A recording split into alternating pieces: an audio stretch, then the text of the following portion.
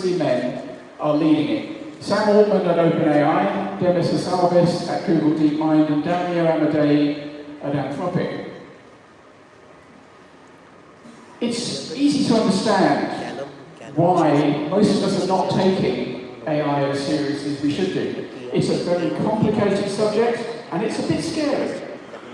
So over the next 30 or 40 minutes, I'm going to try and clear up some of the confusion. I don't promise to ease some of the scare, but hopefully I will leave you with a better idea of where we're all going. And I think there may be time for questions at the end, so prepare some questions. So I'll start by talking about what AI is and what it isn't, and how it's come to be so powerful.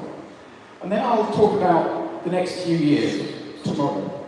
And I'll finish by talking about the really incredible things, literally incredible things, that are coming in the next few decades. So context, what is AI? It's two words, and the first word is quite easy. Artificial simply means something created by humans, possibly by aliens, but not by evolution or by God. The second word is tricky, because anything to do with the human brain is tricky. Intelligence, though, can be defined in just 4 words. Goal-oriented, adaptive behavior. If an entity has a goal, and it learns as it pursues that goal, and it changes the way it behaves to better pursue that goal, that's an intelligent entity.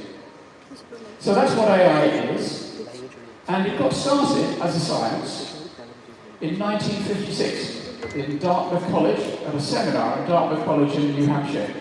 And the men, they were all men, at that seminar thought that within 2 years they would recreate a human brain. Not for the first time, they were a little over-ambitious.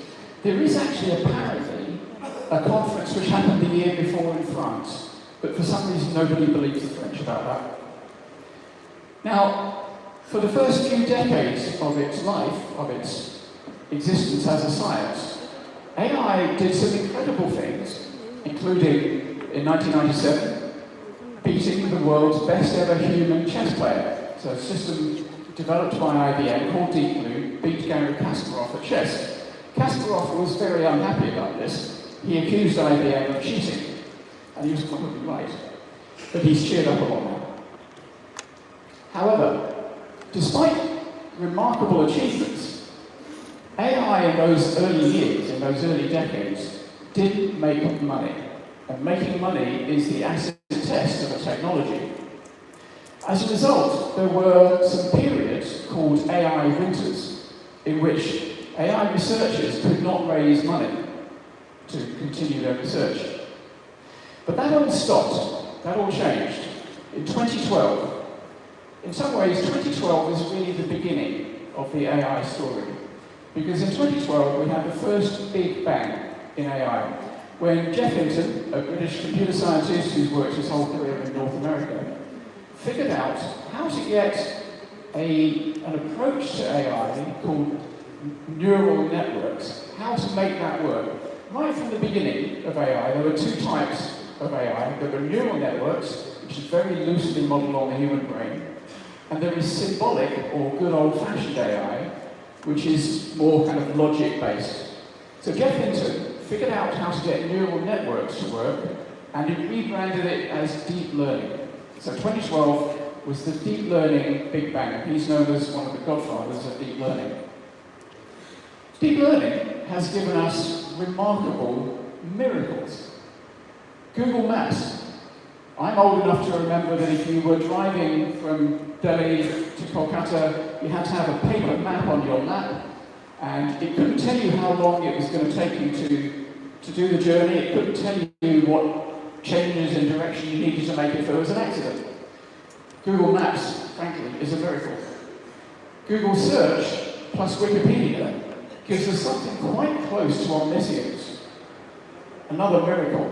I think if you could bring somebody from the Victorian era to today and show them the modern world, I think omniscience is the thing they would be most impressed about. There were 3 things that made it possible for Jeff Hinton to create this big bang. The first is Moore's Law. So Gordon Moore is an American computer scientist. He was working at a company called Fairchild Semiconductors, and he realized that his company was placing twice as many transistors on each chip every year. They later changed it to every 18 months. He went on to co-found Intel, and a few years later, somebody coined the phrase Moore's Law to define this process. Every 18 months, computers get twice as powerful, or twice as cheap. And that is exponential growth. I'll explain what exponential growth is shortly. The second big development that enabled the deep learning Big Bang was the arrival of NVIDIA chips. And NVIDIA, of course, is now the world's most valuable company.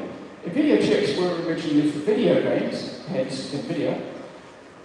But people noticed that they were very good for parallel processing, which is important in AI. So NVIDIA chips came along just at the right time for AI. They're called GPUs. The third element is data. We all know that particularly deep learning systems need masses of labeled data. And a woman called Fei-Fei Li was told, do not pursue your idea to create a database of labeled data. And she went ahead and did it anyway. It was called ImageNet. And that database is one of the important ingredients of the 2012 Big Bang, which gave us deep learning. But there's been a second Big Bang. The second Big Bang started in 2017. It started quietly, nobody noticed it at the time.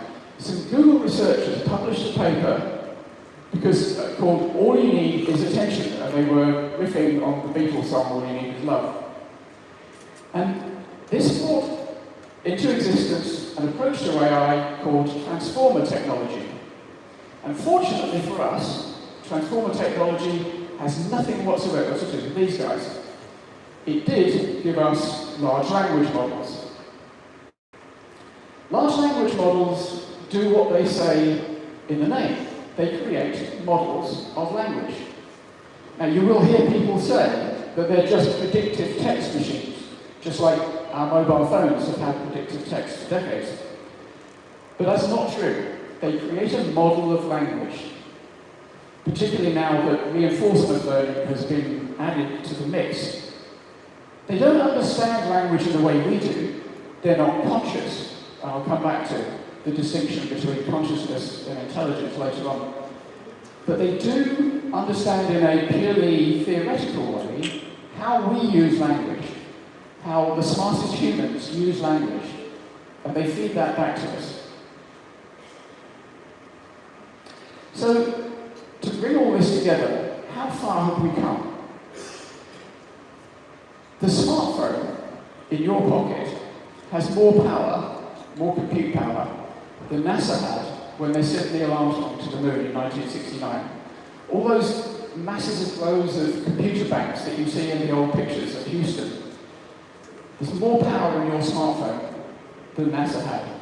And that's true, but it's been out of date for a while, because now there's more compute power in a toaster than NASA had in 1969.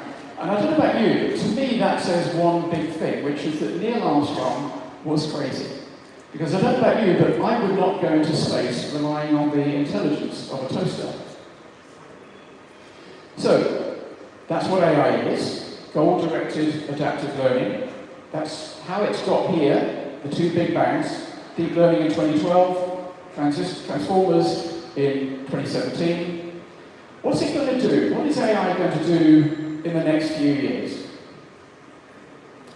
Well, the fact is there is an enormous amount of money being invested in AI. We all know this.